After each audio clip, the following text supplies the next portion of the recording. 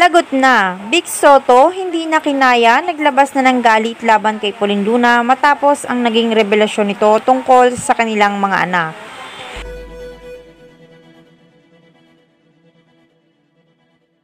Marami pa rin ang hindi makapaniwala sa sinapit na sitwasyon ng relasyon nila Vic Soto at Pauline Luna matapos nga ang pagkakasangkot ni Vic Soto sa controversial din na hiwalayan nila Maine Mendoza at Arjo Ataide.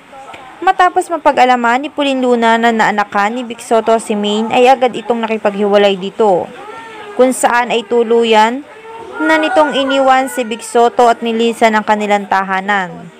Madami ang nagulat dito dahil napakadali daw para kay Pauline ang itapon lang ang kanilang pinagsamahan ni Vic Soto. Ngunit matapos lang ang ilang araw na lumipas ay tahasan ng isiniwalat ni Pauline Luna ang totoo. Dito inamin ito kung sino ang totoong ama ng kanyang anak. Buong akala ng lahat ay si Vic Soto ito. Ngunit matagal na panahon niya rin pala na itinago ang lahat ng katotohanan. Madami naman ang nagulat sa naging revelasyong ito ni Pauline Luna. Hindi rin sukat akalain ng lahat na magagawa niya ito kay Vic Soto.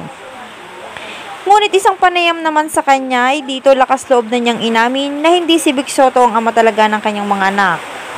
Naging tanong tuloy ng marami bakit nagawang tiisin na tanggapin ito ni Vic Soto gayong alam pala niya na hindi niya ito tunay na mga anak.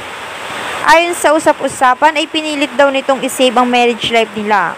Kaso habang tumatagal daw ay lalong lumalala. Kaya natuon ang pansin nito sa ibang babae hanggang sa naanakan ito. At dito na nakagkakuha ng tiyempo si Pauline Luna para makawala kay Vic Soto.